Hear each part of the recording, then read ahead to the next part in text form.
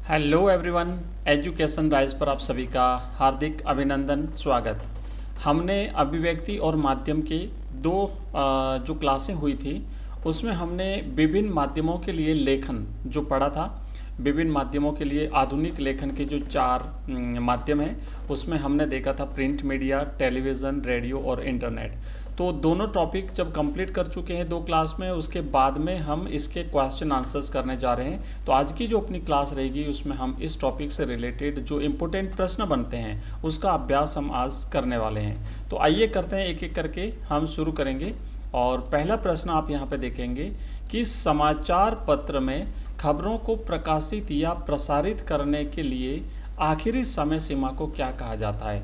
अगर आपने इस क्लासें ढंग से पढ़ी होगी तो आपको निश्चित रूप से याद होगा, और वो बच्चों राइट आंसर होता है। आपको बताना है जो राइट आंसर है।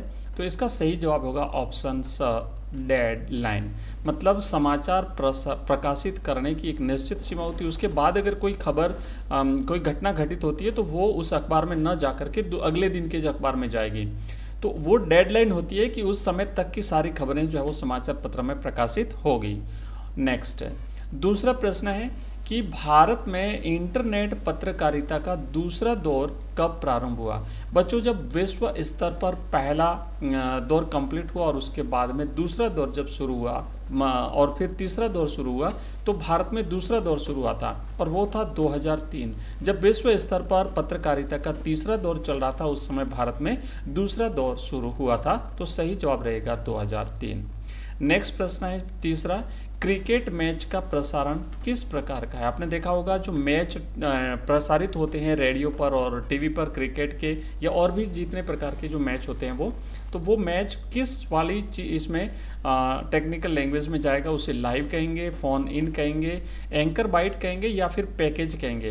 तो बच्चों राइट आंसर रहेगा उसे लाइव कहते हैं, यानी कि लाइव प्रसारण जो है वो उसका किया जाता है। एक होता है फ़ोन इन, जो हमने टेलीविज़न में खबरों के 7 चरण देखे थे उसमें से एक चरण होता है फ़ोन इन। फ़ोन इन में एंकर घटना स्थल पर जो उसका संवाददाता मौजूद होता है उस संवाददाता से बात करके और वहाँ का जो जानकारी जो है वो सीधे दर्शकों तक पहुँचाता है, तो वो फ़ोन इन कहलाता है। इसके अलावा एक होता है एंकर बाइट। एंकर बाइट में जो संवाददाता जहाँ पर उपस्थित होता है घटना स्थल पर, वहाँ पर जो प्रत्यक्षदर्शी होते हैं या फिर जिनके साथ में कोई घटना घटी है तो उनसे बात करके और वो जो जानकारी स्टूडियो के माध्यम से दर्शकों तक पहुँचाई जाती है तो वो एंकर बाइट कहलाती है।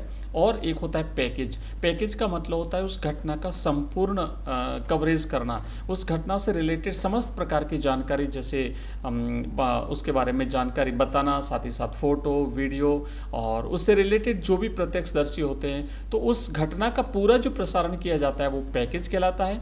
वहाँ के प्रत्यक्षदर्शियों के कथन जो सुनाए जाते हैं वो बाइट होती है। वहाँ उपस्थित संवाददाता जो जानकारी देता है वो फ़ोन इन होता है। और किसी घटना का सीधा प्रसारण जब किया जाता है तो वो लाइव कहलाता है। तो इन सारी चीज़ें जो है वो टेक्निकल हैं और यहाँ से प्रश्न बनेगा, इसलिए मैंने एक एक चीज़ को एक्सप्लेन कर दिया, आप लोग याद रखेंगे।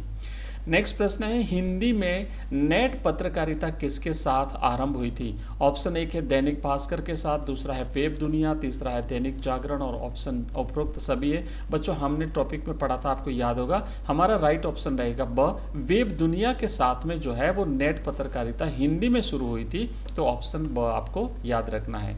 पांचवा प्रश्न है, इनमें से कौन सा उल्टा पिरामिड शैली का अंग नहीं है। बच्चों उल्टा पिरामिड जो होता है ना, जैसे पिरामिड होता है, मैं पहले तो पिरामिड बना देता हूँ, ये जो है वो पिरामिड होता है और इस पिरामिड को अगर हम उलट दें तो उल्टा पिरामिड ये होता है इस तरीके से। अब इस उल्टा पिरामिड में बच्चों खबरों के 3 चरण होते हैं। एक होता है इंट्रो, दूसरा होता है बॉडी और तीसरा होता है समापन। तो इसमें उल्टा पिरामिड शैली का अंग नहीं है, तो बच्चों इसमें जो है वो मध्य भाग नहीं होता है। तो राइट आंसर रहेगा ऑप्शन मध्य भाग। सबसे पहले यहाँ पे होगा इंट्रो, फिर बॉडी होता है और फिर समापन होता है। नेक्स्ट प्रश्न है पांचवा, चलो हो गया। छठा प्रश्न है कि भारत में पहला छापाखाना कब और कहां पर स्थापित हुआ था। बच्चों अगर हम प्रिंटिंग प्रेस की बात करें तो सबसे पहले प्रिंटिंग की शुरुआत चीन में हुई थी, उसके बाद जर्मनी के गुटेनबर्ग में आधुनिक प्रिंटिंग प्रेस शुरू हुई थी। और भारत की अगर हम बात करें तो गोवा में 1556 में गोवा में जो ईसाई मिशनरीज थे उन्होंने अपने धर्म के प्रचार के लिए यहाँ पे प्रिंटिंग प्रेस की स्थापना की थी, जहाँ पर वो अपनी किताबें जो है वो प्रिंट किया करते थे। सही जवाब है ऑप्शन आ। नेक्स्ट प्रश्न है, श्रव्य जनसंचार का माध्यम कौन सा है? श्रव्य का मतलब होता है जो सुनाई दे, केवल सुनने का जो माध्यम होता है तो वो होता है रेडियो। इसमें हम केवल सुन सकते हैं। समाचार पत्र जो है वो पढ़ा जाता है। इंटरनेट देखना सुनना दोनों चीज़ें होती है। टेलीविज़न जो है वो श्रव्य दृश्य माध्यम है। साथ ही साथ यहाँ पे जो रेडियो है वो एक रेखीय माध्यम है, वन लाइनियर माध्यम भी है। ध्यान रखना है, अगर प्रश्न बनता है तो याद रखेंगे आप लोग। इंटरनेट सबसे लोकप्रिय और तेजी से उभरता हुआ माध्यम है। समाचार पत्र आधुनिक माध्यमों में सबसे पुराना माध्यम है। तो बच्चों ये हमने इम्पोर्टेंट क्वेश्चंस जो हमारे थे ये हमने किए हैं। और इस जो अभिव्यक्ति और माध्यम की हमारी जो पिछली बाकी जो क्लासें रही है विशेष लेखन से रिलेटेड, वो आपको नेक्स्ट क्लास में कंप्लीट हम उसमें पढ़ लेंगे। तो अगली क्लास में मिलते हैं, तब तक के लिए जय हिंद जय भारत।